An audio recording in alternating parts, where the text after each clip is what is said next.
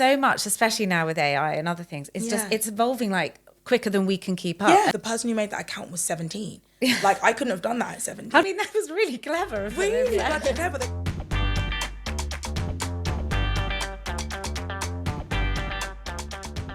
Hello and welcome to the SheerLuxe Book Club podcast with me, Heather Steele, and Georgina Blaskey.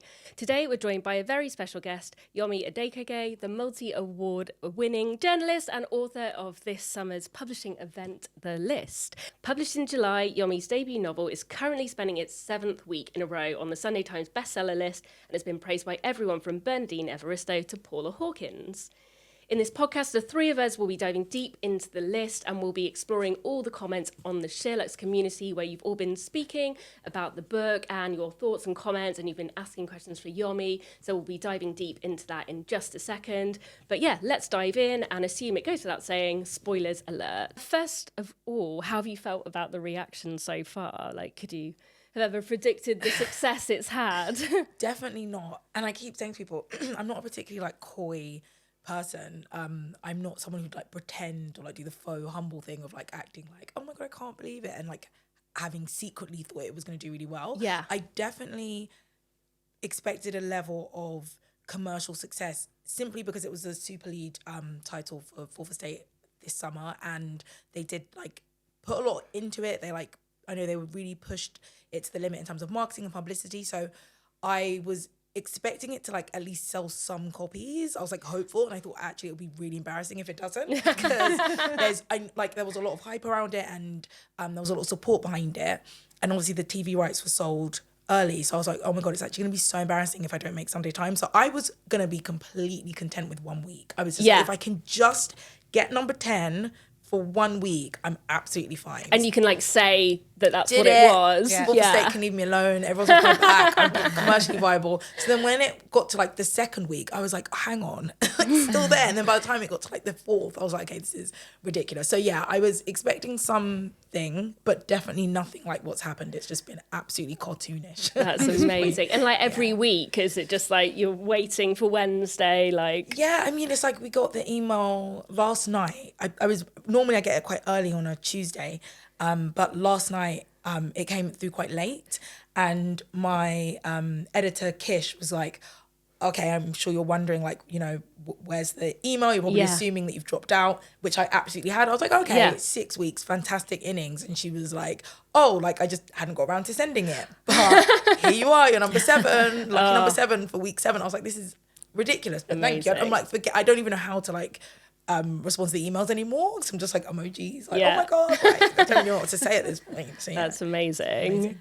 It really has been the kind of the summer read. You know, when I've been away looking around, people are obviously there. It's got such a fantastic cover, really distinctive cover. So when people are reading it, you can see what they're reading. We've had loads of people on our SheerLuxe community commenting about the book and saying, like, I've taken this on holiday. I've seen people reading it on holiday.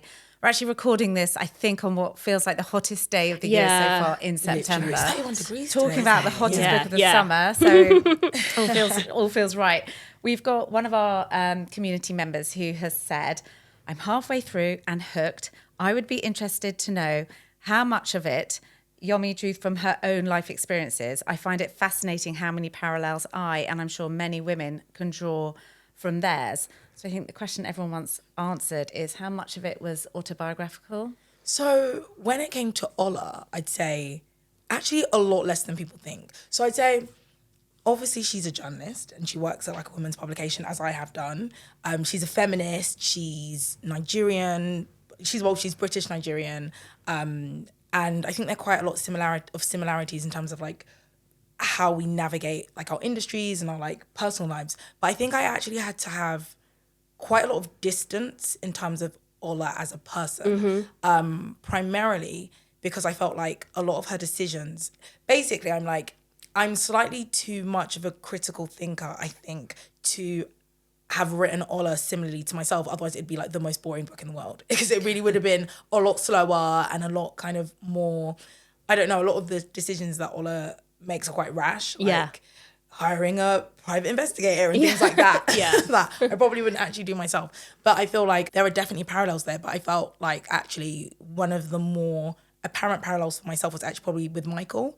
Not in terms of being toxic and a fuckboy, but more, I mean, at least I hope not, but more so I think in terms of writing about like his mental health and stuff like that, and like something I've been like vocal about before in terms of taking a year out of university because of depression and stuff. So I think that was actually where it sort of came more into play. But I'd say both of them, certainly have elements. I'd say almost every single character has like an element of myself and like my personality in them, if that makes sense. Like it's kind of like, I'd say, fragmented parts of me that kind of like are, you know, manifest in these individuals.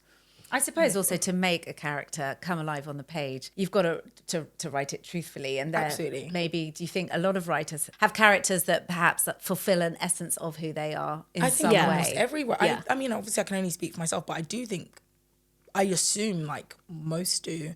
Certainly I'd say with like first works. And it's so interesting because obviously when it comes to, you know, whether a book is like drawn from personal experience, I think it's way more of an expectation from women. Like people do expect like if a woman's written a book, then it's more likely to have been in some way influenced by their personal life. But I think that's actually the case with like anyone really. I think most people, even if the storyline isn't, I think emotions, thoughts, like just, I think not even necessarily like characteristics, especially when you're writing the emotional parts, I think a lot of it is drawn from like personal experience. And even though it's not necessarily the personal experience of like having a, I don't know, an anonymous list feature your fiance on it, it's like using emotions from other things and kind of putting it into that. But and I've spoken quite a lot about the fact that the list was originally conceived as non-fiction. It was going to be a report that I was going to write about when I first came across a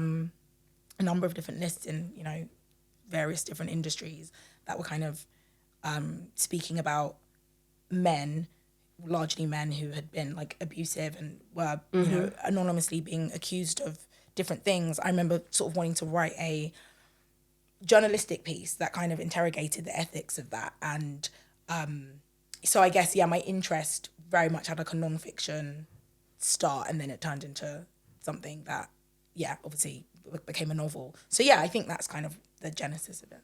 Yeah, so I mean, you've kind of answered the next question, which is how you came up with the idea for the plot.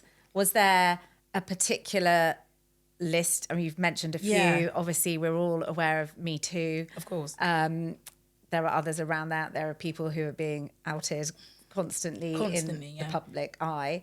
But nothing quite like exactly like this. I'd say like in 2017, there were actually loads of lists like going around anonymously, and it's like some, like, it's interesting, you speak to one group of people and they'll all have like a different list in mind. Like I've got one in my head that I remember very much. And I bet I haven't seen it. I wouldn't be surprised if I hadn't seen it. Like I remember there was one that was like focused on actors, and then I remember there was one, my friend's a DJ, and she was like, oh my God, like there's this list going around about musicians and DJs. So what I actually think has been really interesting is that like I'd seen loads and been like, oh my gosh, like this is amazing. This is like, you know, we're able to hold men who have been abusive and have been kind of left to, you know, run riot and run rampant or whatever in whatever industry for a really long time. We can now hold them like accountable.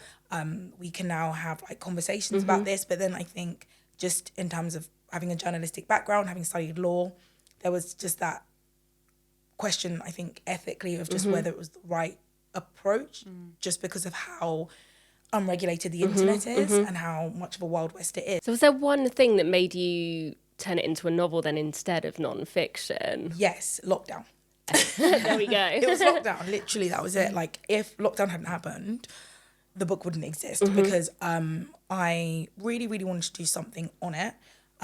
Something that wasn't too didactic, just something that really started a conversation about something that's really uncomfortable. 2017, it was very fraught and it was very new and it was slightly too early, I think, to have a real critical conversation about just whether this was the best method to kind of deal with allegations, and just really grappling with, I suppose, anonymity online and just how easily it can be weaponized even when a movement has the greatest of intentions. So 2017, I think I kind of chickened out because I was like, I don't really think this is the time or the place or maybe even the way. So then it was like 2018 and I was like, okay, I'm probably gonna try and look at this again. And then I got the idea in my head for some reason that I wanted to do it as a play, even though I've never written a play. So, you know, that kind of... No, but I can see it as a play. I could see it as a play, just not by me. Yeah. Definitely not by me. Maybe one day someone else can adapt it. Oh, I'd love that. I'd love that. But yeah, I would have nothing to do with it because I found out very quickly I can't write plays. And then it was lockdown and it was kind of like, you know, I'm always saying I can't cook, I can't bake. Everyone else was like baking and like making sourdough bread. And I literally was just like, I paint a lot. So I was painting loads and then it's like, oh, I ran out of canvas. Like, what else is there to do? Yeah. And I was like, I did have that idea knocking around from like a couple of years ago. And yeah, I wrote like 80,000 words in lockdown. Wow. I think only 30,000 of those words actually survived because I ended up taking out on a partial submission. And if lockdown hadn't happened, I just wouldn't have found the time to sit down and do it, I don't think. So...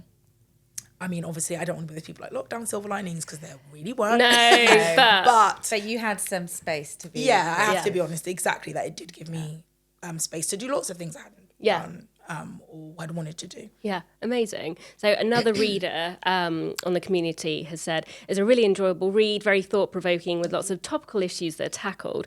I'm really interested to hear everyone's thoughts on the books, especially around the downsides to social media and the general culture of always being online.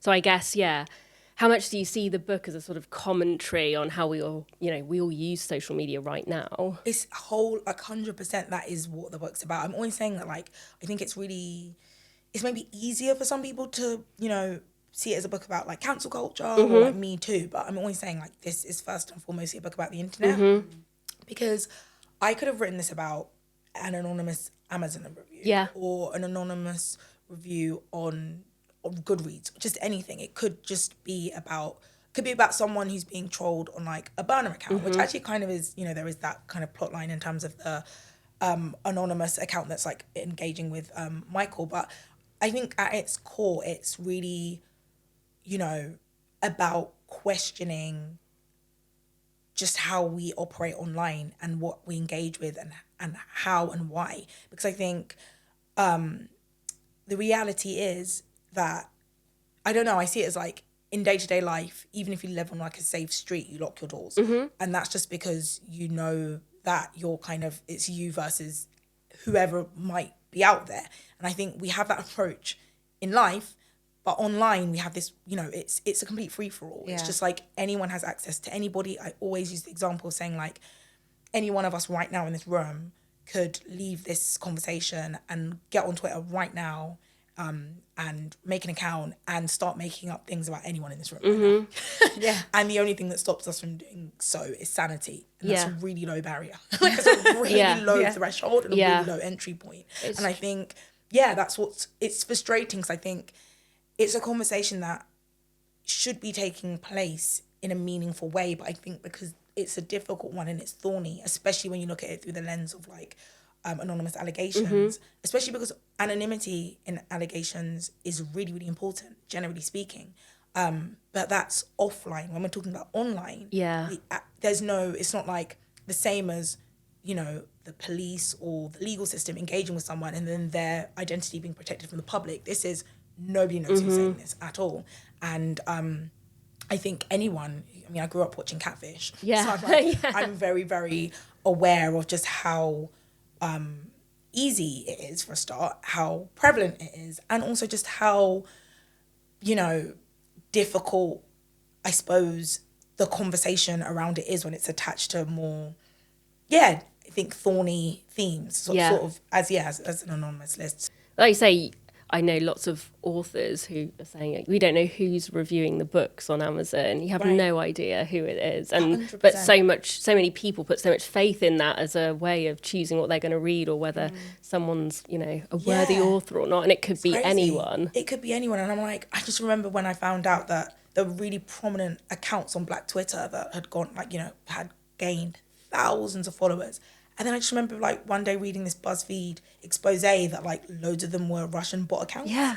And I was just like, and everyone just went, oh, that's crazy, and moved on. Yeah. And I was like, hang on.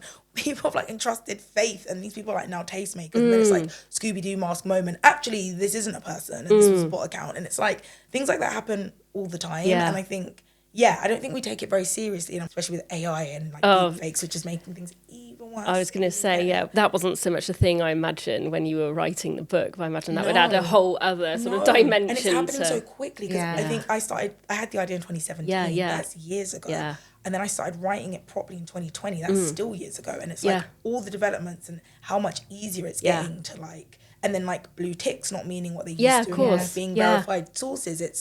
It's crazy. I see things. I don't know if you guys remember when an account just cropped up unverified when verification meant, something Legit, and was legitimate. apparently. Exactly. It was like a legitimizing thing. And then an account just cropped up on Twitter one day and was like, hi guys, Woolworths is coming back. And it had like the Woolworths logo. And everyone was like, yeah, this is so exciting. Woolworths is coming back. And I just remember being like, I'm not like the smartest person in the world at all. But I just remember thinking, it is the height of lockdown. The British high streets are being completely disseminated. Desecrated. Yeah. Like, why would Woolworths come back? Like just logic. I was like, that doesn't make sense. But sometimes I think also it's, I guess there's to me there feels like 2 points. One, it's like time. People read something and they just ingest it and believe it because they don't stop and think, hang on a minute. And then also so much, especially now with AI and other things, it's evolving like quicker than we can keep up. And therefore, like you just said earlier about the Wild West, I mean, there are no rules, but we haven't yet learned how to kind of react and question. 100%. And all this kind of verification that they try and bring in doesn't really it's always like a bit reactive. Yeah, rather it than has to be at the moment. Rather than proactive, Yeah. absolutely. The person who made that account was 17.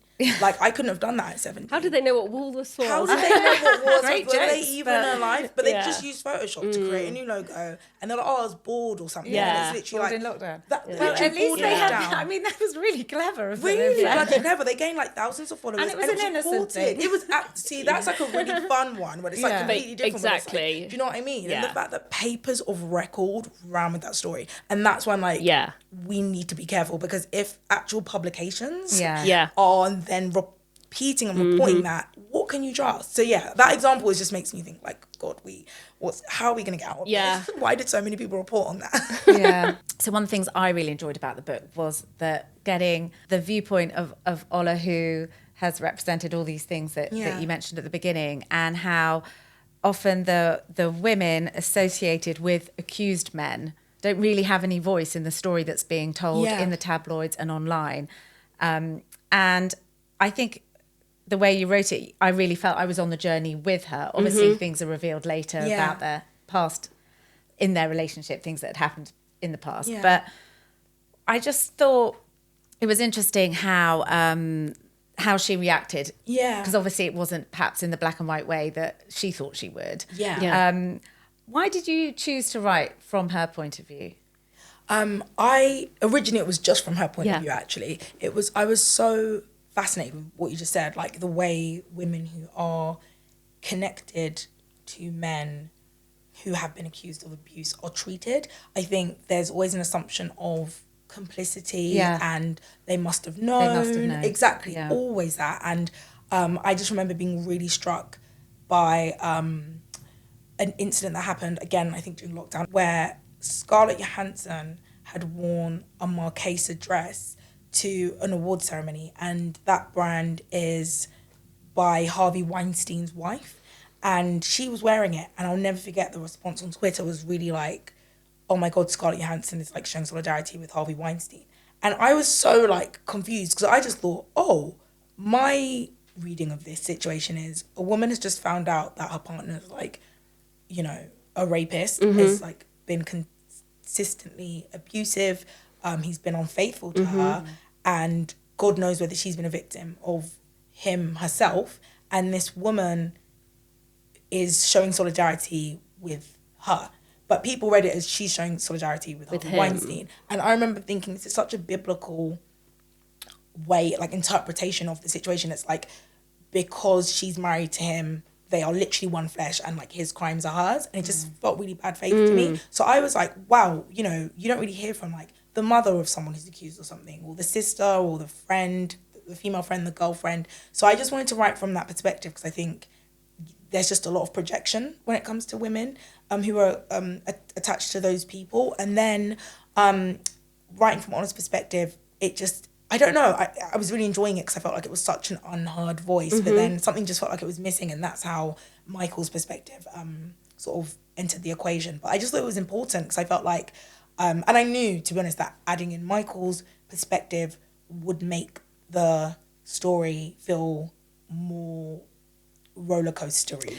It was so pacey. Like, I like it when that happens in a book anyway, when you're like, oh, but now it's from this person and this, and it's like, and really like, ooh, exactly. Yeah. I was hoping it would change people's perspectives and make you not really able to side with anyone. Yeah. Because, you know, I also wanted to make it that Ola and Michael were both really, really flawed characters in different ways, because, especially when it came to Michael, actually, because I wanted it to be that, I mean, you know, hashtag spoiler alert, but like, this is an innocent man who isn't necessarily a good man. Yeah. And I could have written him as an absolute saint, and it'd been so easy to, you know, elicit empathy from readers, and they'd been like, oh my God, he doesn't deserve this. But I wanted to be like, no, wait, hang on. What if he is terrible?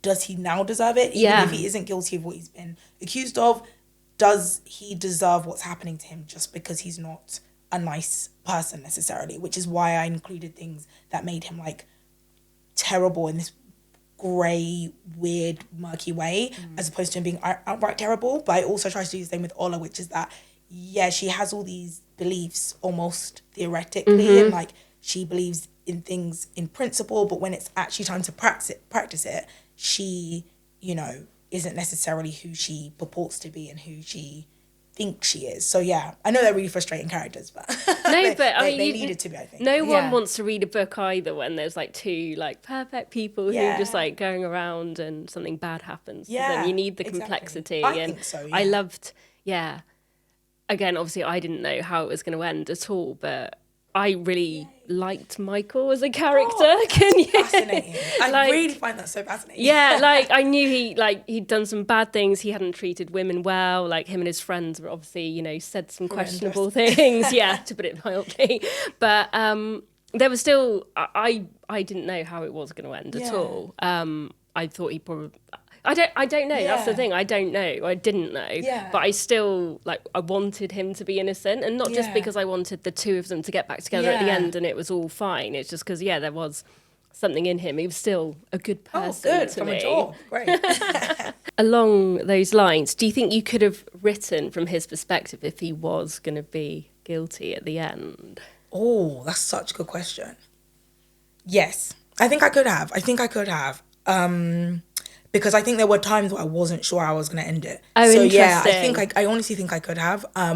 It wouldn't have been easy, but to be honest, writing, it was really hard anyway. So I think, because I wasn't, there were points at the beginning, I was like, I think he needs to be innocent to make this point land. But then at some other points, I did think, well, even if he's not, I still think the overarching argument of just, you know, I don't know, like a different approach to the internet and critical thinking and just pausing before, you know, disseminating information would still land. I still thought could have been proven in, like, through Lewis's story, for instance. Yeah. I thought that could still land that point. So at points I thought maybe I could make Michael guilty. So I wasn't certain of how it was going to end. So I think I could have still written it from that perspective. It just wouldn't have been I want to say as easy, like it was easy to write from his perspective anyway. I'm always saying that it was so hard writing from his perspective as such a girl's girl. Like I grew up with two sisters and like I know like three guys. Yeah. I think I know three heterosexual men. Yeah. My dad included. What would they do? I really don't know any men. Yeah. So like, but the men I do know, I know really, really well. So like, I felt like I could get into that headspace, but it was difficult. And also like not to be that like typical, like, you know, I'm literally like in my pink dress, being like, I know nothing about football, but literally the stuff I was like, the references, I remember like, I'd written, because obviously I don't know why I made Lewis a footballer to make my life worse, but there was a bit I was writing about hat tricks, and I remember showing my friend, and he literally was just like, if Lewis had scored that many hat tricks, he wouldn't be playing for Crystal Palace. And I was like, that means nothing to me. That means nothing. So I had to like adjust all the numbers, and I learned all this weird stuff about texting. So obviously there's like group chat scene. Yeah. And like I remember the original draft I wrote of it, I sent it to like my male friend, the male friend, Yeah. and he was like, okay, first of all, like men don't really tend to laugh their asses off, Okay. not really. Right. And they're like, because it had like emojis, and this was when it was still in color, Yeah. because we hadn't formatted it for the book. And he was like, red heart emojis in the men's, I don't know about that. And like, you know, we don't really tend to like, we tend to laugh in this way. And I was like, oh my god, toxic masculinity is like killing you guys. Yeah. Can't do So anything. you love each other. It's true, because I went back through all like messages with guys, and I was like, oh my god, I'm seeing a lot of purple and blue hearts. This is lunacy. Like, oh my god, yeah. Which is why I don't have that many male friends, because I'm like, this is so toxic. But also how fascinating to basically sort of fact check it. Yeah, with some it was fellas, crazy. like, Yeah, right. it was wild. But to my, you know, not to brag, like a lot of guys were like, this is really fucking accurate. They were all really embarrassed. Oh god, this is bad. This is Is that what we sound like? Yeah, it was fascinating, especially because there's such a specific group of guys that it's like, you know, very much like black working class background, but like upwardly mobile men that like I know that it's kind of based on in terms of how they interact. But then when I was sending it to the States, I remember being in a meeting with, I can't remember which production company, but I remember it was like mainly men, and they were talking about how accurate it was, and they were just so tonally and culturally different from those men, but they still like that group chat was just their group chat, and I was like, wow, this is fascinating stuff. But yeah, it was a lot of fun to write. Yeah.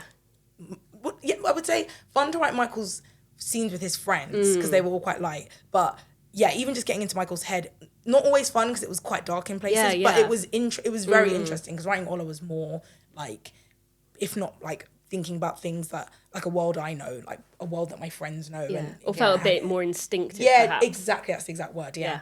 The names on the list and the accusations are quite varied. Yes. Which is really interesting, because obviously some are kind of greater crimes and accusations than others. Why did you choose to do it this way? And also, can you tell us a bit more about Lewis, and why you included him in that storyline? Yeah, sure. That's a brilliant question in terms of the variation. I wanted to do that variation because that is something I've seen before. I've seen lists where literally, like, so first of all, I think when you're looking at social media, there's often a real lack of context just due to length and just, like how much space you have to write something. So I think a lot of lists I've seen or had seen in the past were quite vague in terms of like information, but also were quite varied because of course it's like crowdsourced, and of course like you know, you don't necessarily have space to really write the details of something, but also one person's like, you know, I guess experience can be quite different to another person's experience, but still be under an umbrella of harassment of some type or bad behavior. So I, again, was like, oh, this is really, again, ethically an interesting thing, because, you know, someone being, let's say, like, unrepentant, unrelenting, like, sexual harasser, like, versus someone who has an energy that's kind of often is creepy, which I think actually is something that like matters like often, when it's like, you know, as a woman you have this like animal instinct almost of like, oh, I feel uneasy around that guy. I don't know if that should be categorized or quantified in the same way online, basically, if that makes sense. Like, I feel like someone like pinching someone's bum at a staff party isn't necessarily the same as someone like, I don't know, having an off energy or like being creepy, because then you have things like battery and like physical assault and like rape and things like that, which are then quantified with these things that are like I can't even say slightly different or different. Does not mean that any of it's okay. It's just different. Like some are quantifiable crimes and others are that's exactly still it. horrid. And I suppose also it's people's tolerance, or what people themselves believe to be overstepping the line. Absolutely. Which might not even be about whether it's legal or not. It's just about what they as a person feel comfortable with. I think that's the thing. I think what happened, like, you know, certainly after 2017, is that there was almost the assumption that like there was a general consensus amongst women in terms of what's acceptable and what's not. And I don't think that is true. An example I remember seeing that I actually like fictionalized and like put in the book was, I remember seeing someone who had drunkenly tried to kiss someone, and then their understanding was, I tried to kiss this person because we were on a date and I thought that there was a vibe. And then her understanding it was like, well, I didn't want, like, they didn't kiss, but he like made an attempt.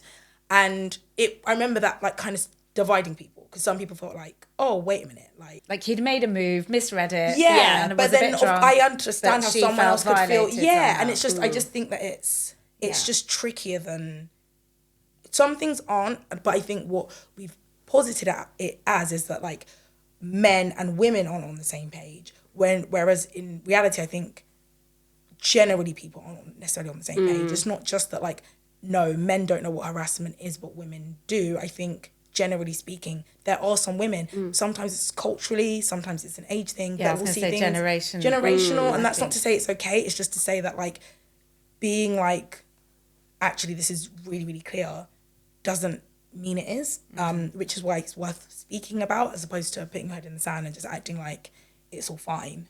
Yeah, and that's or worse, that it's your fault. Precisely, exactly. But that's what I liked about Ola, because she was obviously like, she was talking about how she was feeling, but she's also was trying to speak about how she should be feeling based on like believe women. But then she's like, but that's not actually how she feels. Yeah. I think that was really something I wanted to look at and unpack, was just online, like just how, I don't know, so much I think about the discourse, about anything online, is about performing how you think you're supposed to react to something, and really sort of showcasing emotions or thoughts or opinions that you might not even have, but because you're meant to. Every one of us, I think, to some extent, where like our offline and online selves aren't necessarily like married up in the same way they should be. I think like it's so normalized, that real, you know, disconnect. We just kind of get on with it like, oh, it's totally normal. But I don't actually think it is. I think the fact that Ola couldn't publicly say like, hang on, I feel really conflicted about this.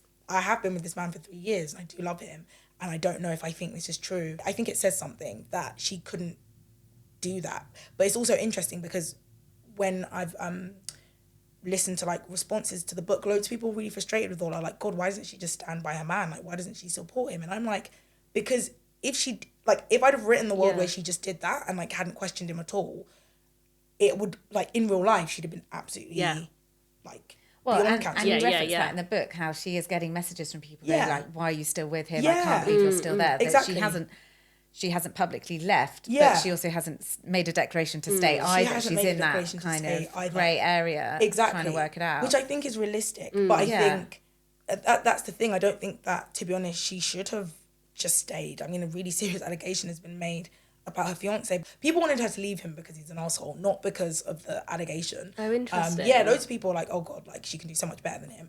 But like, in terms of the allegation, like very few people have been like, I actually saw someone do a poll. Someone was like, oh, like, would you stay, leave, not sure? And like the percentage that, and this was a public poll, but again, anonymous. Cool. Yeah, right? I was gonna say, anonymous. However, the percentage of people that said leave was tiny compared to I don't know. Yeah. Compared to I don't know. And compared to stay. Yeah. I think most people were like, well, it's my partner. That's the thing. Most people are like, well, it's my partner. Yeah. So my partner wouldn't do that. And that's just the reality. Yeah. That's exactly what Oliver's doing. Just touching on Lewis, it's really interesting because he obviously does try to have some kind of declaration and some kind of agency about what's being said about him, and it obviously backfires massively. I really wanted it to be like a spectrum of you've got someone like Michael who is 100% innocent. On the other end of the spectrum, you've got Pappy Danks who assaulted Sally, which obviously explains her kind of controversial behaviour at the beginning. And then I wanted a character like Lewis where his story is slightly more complicated, where it's like, it technically, and this is why I think kind of brings me back to the point of context, that like technically speaking, are the allegations against Lewis in some way potentially true-ish? Yeah, because he's admitted himself that because of internalized homophobia, like he has been homophobic. But I wanted it to be like, it's not black and white in his case. His case is very, very grey. And I just thought that was important in terms of just understanding how waiting for all the facts to land can be important. You know, someone in the book had to really represent the reality of how far things can go. Because I guess a real common thing people say online is just, you know, it's just the internet. Like, it's just social media. Go outside, touch grass. But I mean, when are we going to... Like, it is life. Like, it is life. We've had quite a few major... high-profile stories of course. And even just, like, the most obvious line that's been like comparison that's been drawn has been like Caroline Flack, and just that wave of like trolling. You know, there are multiple factors that contribute to suicide, so it's a complicated conversation. But just I think even I think more what I thought was interesting in terms of Lewis's story was reflecting that something terrible's happened. Everyone for 10 minutes is like, oh my God, this is terrible. There are all these hashtags. There are all these like charity initiatives. Yeah. And then everyone behaves exactly the same the next day.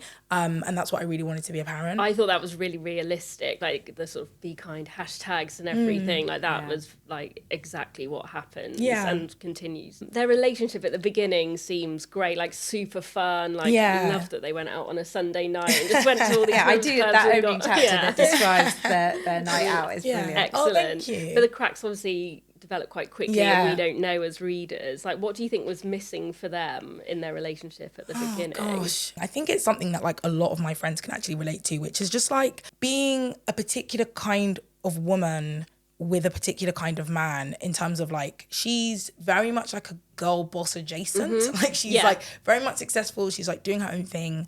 And he is basically like, you know, Barbie, like she's everything and he's just Ken. I think that is literally Michael and Ola. And I think it just, the cracks kind of show firstly and foremost, I think because of like Michael's insecurities around that. And I think obviously that kind of being manifest in like Jackie and stuff. But also I'd say like Ola's not perfect. And I made that very intentional. Like Ola is like in many ways quite elitist. And I definitely think knowingly feels like she could do better than Michael and doesn't necessarily respect him. Things that matter like trust. Ola didn't trust Michael at all, and she didn't like respect him. And I think he felt like he wasn't like good enough for Ola, which then led to like mutual resentments, I think. So yeah, there was a lot. They had a lot going on. There was no way I could make them stay together. I was like, I just...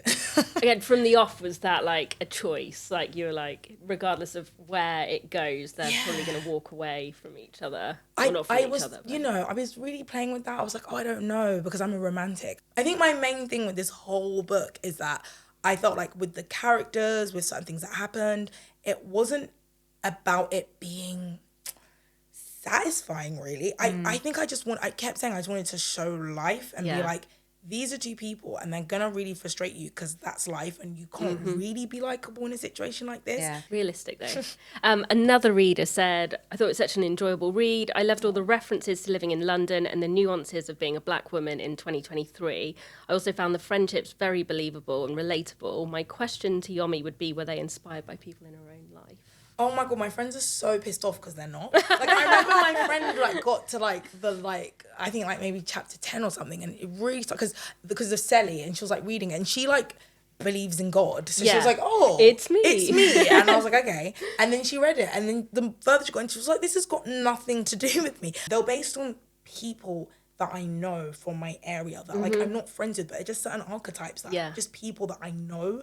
I remember someone said that like one of my friend's boyfriends is reading it currently, and he messaged her and was like, Michael is literally just if you put every fuckboy in London in a blender and I just feel like here you go. And I was like, yeah, this is it. But yeah, I think the whole representation and like London thing was like super important to me. Like I really wanted it to be accurate, and I think it's made it for some people definitely difficult because I think it is a very specific experience that's being represented, but it's actually been so fascinating to watch how people engage with it, because I've seen some people be like, oh my God, this is amazing, it's a brand new world, like I don't know any people like this, I'm from Dorset and I'm 73 and this is fantastic. And then you've had other people, I remember someone saying like, oh, I really enjoyed this book, but I'm gonna knock off a star because, you know, it like I liked it, but I just got tired of having to like Urban Dictionary everything. Oh, and, like, really? Google everything. Yeah, and I was like, that's fascinating to me because, I mean, it really made me think. I was saying this to my friend the other day that like Sally Rooney is such a specific world. I don't go to Trinity and Dublin. It's such a specific world.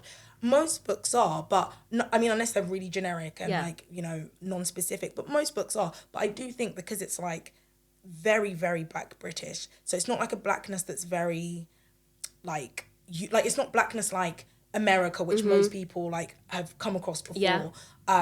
But then it's not necessarily a Britain that most people know because, you know, it's Black Britain and it's really small population and it's really specific references. And that just really stuck out to me because I was like, I've never read a book in my life and been like, this is impenetrable to me because like it's a very different experience. That's why we read fiction. That's what I think, because I'm like, that's, especially if you're like you know, black girl from Croydon, like everything's like that. Like you're watching Vicar of Dibley and you're like, I have no clue what's going on. Like, I don't know what they're talking about, but I love it. Like, do you know what I mean? Like that's just life. So that's been interesting. But what's been even better has been people from that culture being like, oh my God, this is so accurate. And I'm just like, phew.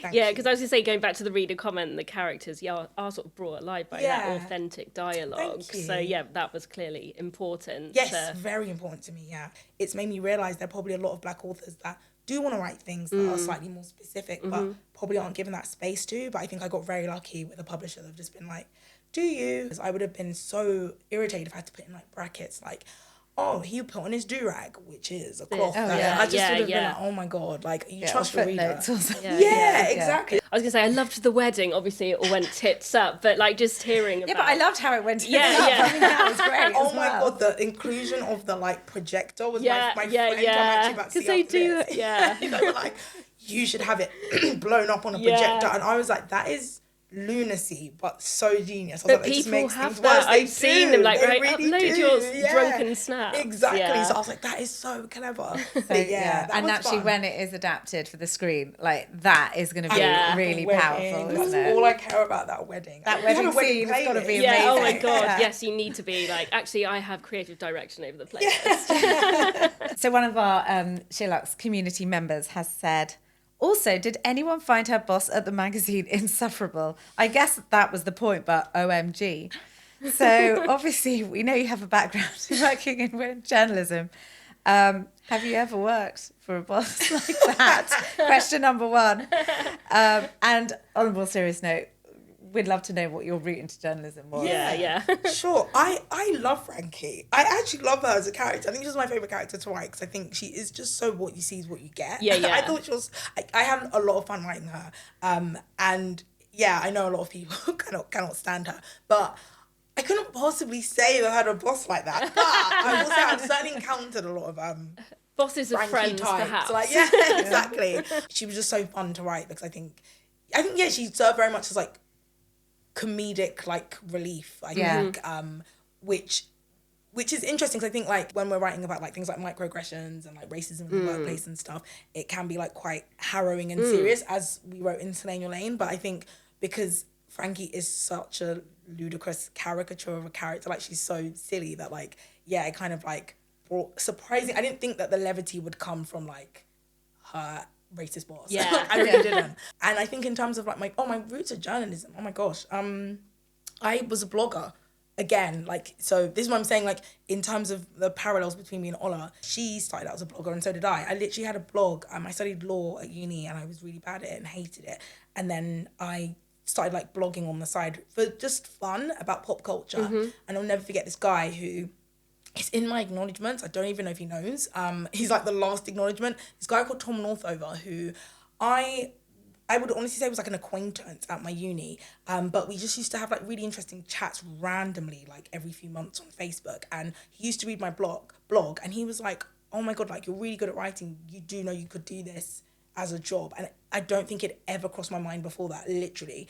And I was like, maybe I could do this as a job. So I was like trying to do... like, you know, get the old internship, so that, you know, the whole circuitous thing of like, you need experience to get work experience. And I just couldn't get experience anywhere. And back then, the conversations around like race and like racism and sexism were like slightly less mainstream, I'd say. So I really struggled with like getting, you know, pieces landing anywhere. So I like... started a magazine, which now sounds like lunacy. I like don't have the energy to do that now, but like I started a magazine. Back then. That's what you had to do. Then, so I was like 11. I was like 20 or something. So like I started a magazine because I was like, you know, I'll create the representation I want to see, and it was like called Birthday, and it was like a magazine I used to give out in like Afro hair shops in South London, and we had like a whole photo shoot because I had this bursary given to me by a initiative called O2 Think Big, and another one called Vinspired. I don't think either of them exist anymore. It was a different time. I'm a trustee at Arts Emergency who do incredible work, which is like similar in terms of helping disadvantaged young people get into the arts and the creative industries. But back then, obviously, there were way more things like that going around. So they gave me like really small money, but a couple of £100, started this magazine, and then was able to take that magazine and show people like, hey guys, I've never written for an actual paper, but here's my magazine, and it shows I can write and it shows I can edit and stuff. And yeah, after that, I got my first internship, and then after my internship, I got like a job at ITN, which was with this like rival BuzzFeed that no one's ever heard of called Viewpoint News, which came as quickly as it went. Like it just disappeared. So I know that world that Ola was inhabiting very much of those in like startups, because I think most of the places I've worked at have been like scrappy, like startups that were kind of like, you know, new media. Yeah. But yeah, the rest is kind of history. Another comment that we had, just to kind of swerve back to the book. She says, I have to say I was very surprised by the ending. Or maybe not. After all, we never know what is real and what is not on social platforms or behind a screen. Very easy and entertaining, the perfect holiday book. Oh. So I think we should just talk about the twist. The ending. Was this always your intended ending? Did you have, you know, multiple endings, flow charts going in different directions? I had what loads was of gonna different endings. This was like the first one I wanted to do. And then I came all the way back around to it, because I had an ending where Michael did do it. I had an ending where it was one of Michael's friends who put him on there. I had an ending where, you know, when like people are playing like games like Call of Duty and stuff, and then they get into like random arguments with people halfway across the world, and there was that issue where people would like start swatting people, like sending like police to people's houses. Yeah, like they'd find out information about them and get like revenge on random people they'd like argued with online. And I literally had an ending that someone had anonymously like created a burner account that was like saying all the stuff about him, because that is completely feasible. When you read about like, I did so much research into like the different ways people kind of get revenge online, and yeah, it's actually scary the lengths people have gone to. So I had lots of different endings, but I really ended up just coming back around to this one, because it just felt, I think what that comment is just, it's just really cemented what I was trying to say, which was the overarching theme within the multiple themes of the book is just that the internet is unregulated, it's the Wild West, and you just do not know who you're speaking to. That's why I thought it was so powerful, because it just like, who the fuck's Aaron? Yeah. Like literally just like this random person we'd never encountered before, but in just those few random, short pages, it told messages. you so much about. Yeah. And Jackie, then the revelation that actually like she's isn't this bad person she's just at all. Kind of just there, like she's not perfect. Like she is just a normal person at the end of the day. And I thought maybe I go back and I add more of Aaron, we have an interaction where Aaron, but then I was like, no, I don't even want to do that. I really want it to just be that like because I think because when I was doing my research for the forum, especially Tattle, really made me like, wow, people can actually despise people they don't know really easily. They can really hate them and not actually know them, but have ascertained as much as they need to from social media. Yeah. And just like brief encounters to actually hate them. They form this real narrative about what this person's like, and then it will bandy together. 100%. Yeah, wow. So I was like, Aaron being like bitter about Jackie and Michael and going, I'm just gonna put his name on there. I just thought, that could happen. People are crazier than you think. So, and I suppose, like he never would have known. He might not have realised what could have happened. Precisely.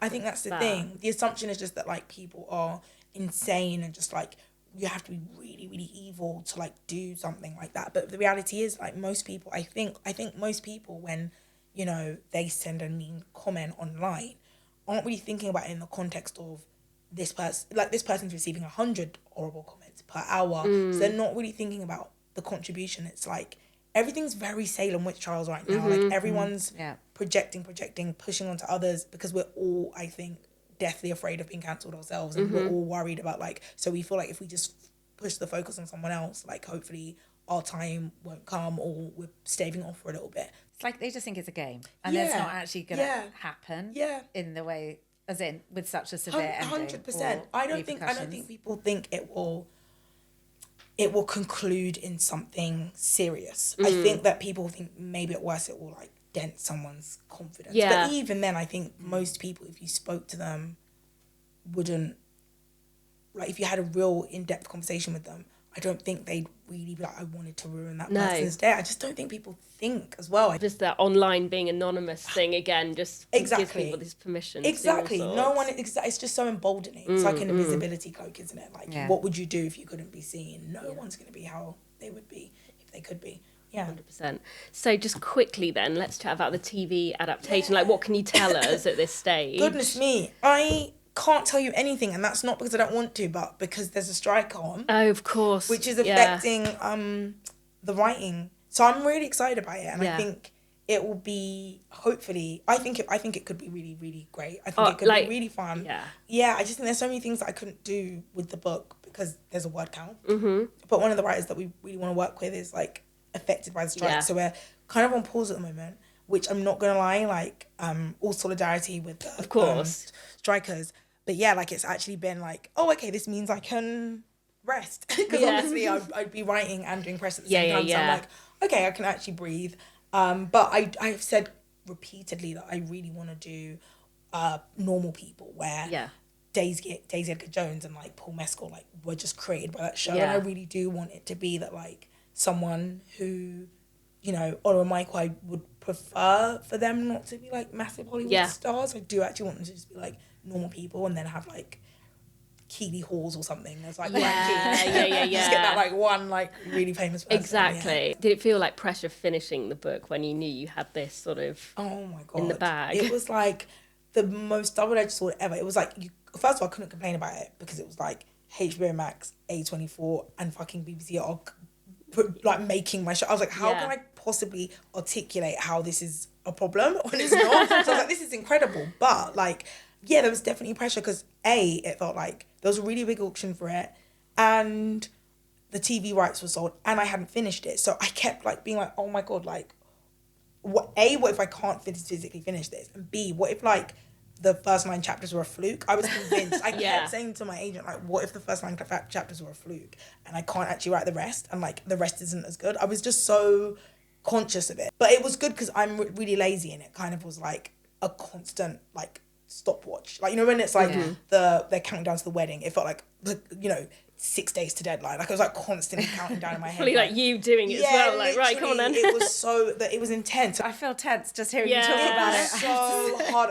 I think I wrote it in about 2 years and I just remember being like, there's no way I'm gonna hit deadline. I was doing all this other stuff. I used to host the Women's Fiction Prize podcast, right? So like I had to like stop that and stop anything else and just do the book. But yeah, I'm like really like it was really antisocial time and really like kind of alienating time as writing novels tend to be. But like I just can't believe it's here. I can't believe it. I finished it. Like I'm like and I'm kind of like I don't know if I can do it again, but I have to. I was literally, I was just about to finish on like, I know you did a 2-book deal. It's a 2-book deal, which again I'm like so grateful for. I'm like 3 chapters into that one, but I'm like I don't know where I'm gonna find the time between the TV and everything. So, and all the press for this. You know, so yeah, we'll see. I think they were like, yeah, we'll try and get it in by 2024. And I'm like, that's not happening. 2027 would be optimistic, I think. Well, no, whenever it comes out, looking forward to reading it. You so much. Thank you so much for coming on. Thanks for having me. It's fascinating. Oh, thank you. So good. So yeah, just before we go, we've got one more announcement, which is that the next SheerLuxe Book Club read will be Really Good Actually by Monica Heisey. Love that book. There we go. It's just about to come out in paperback, so like lovely timing. But yeah, Monica will be on with us next time.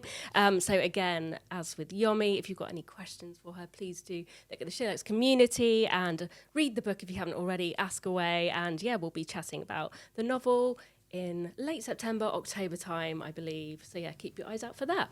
Thank you so much, everyone, for watching and listening. If you've got any questions for us, please do email us at podcast@SheerLuxe. We love hearing from you. And don't forget to rate, review, subscribe, and tell your friends. And we'll see you next time. Thank you. Goodbye.